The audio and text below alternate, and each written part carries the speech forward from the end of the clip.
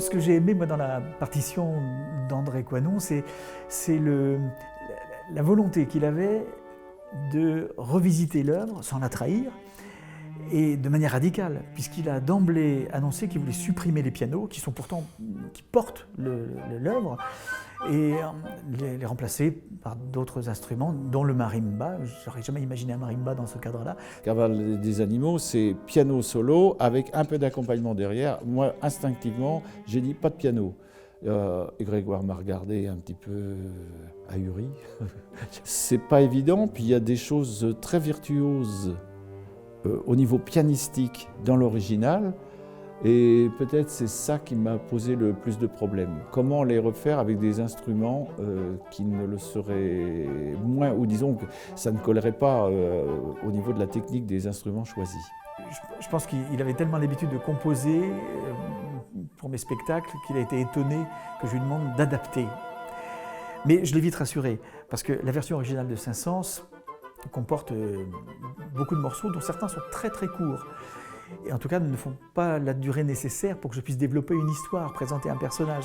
Donc de toute manière il fallait broder et je savais que ce talent-là il pouvait le mettre au service d'une réinterprétation du Carnaval des animaux. J'ai choisi flûte, clarinette, basson. Ça c'est de la même famille des vents, donc il y a flûte aiguë, clarinette médium et puis basson grave.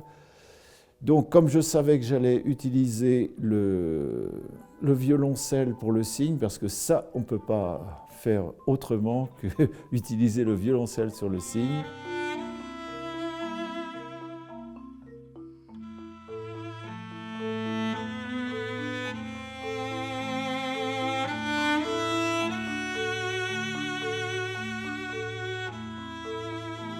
Par contre, il me fallait un instrument, un clavier ou un instrument harmonique et puis un autre timbre. Et donc, j'adore le marimba, donc j'ai choisi le marimba. C'est vrai que j'ai eu besoin d'écouter de temps en temps la musique de Saint-Saëns pour bien m'imprégner, écouter lui son évocation de chaque animal.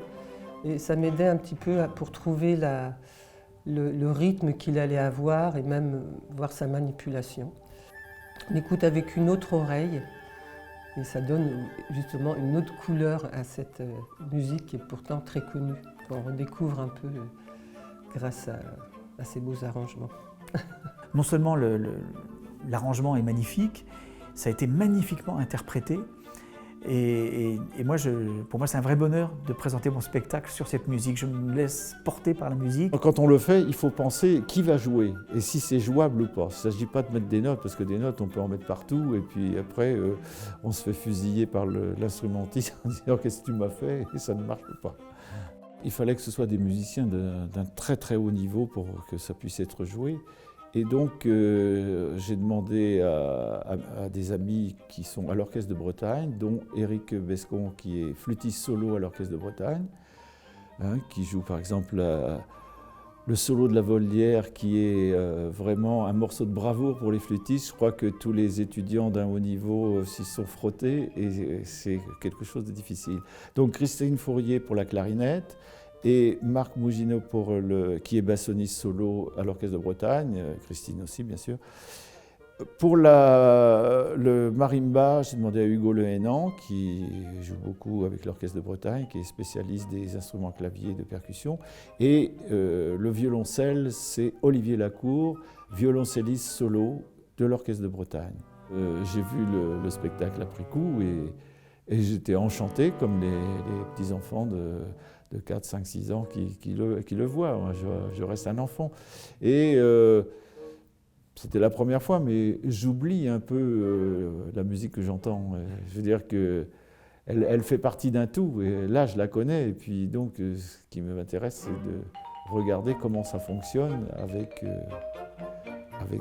tout ce qui se passe visuellement. À aucun moment il ne trahit Saint-Saëns, il apporte sa petite touche en plus.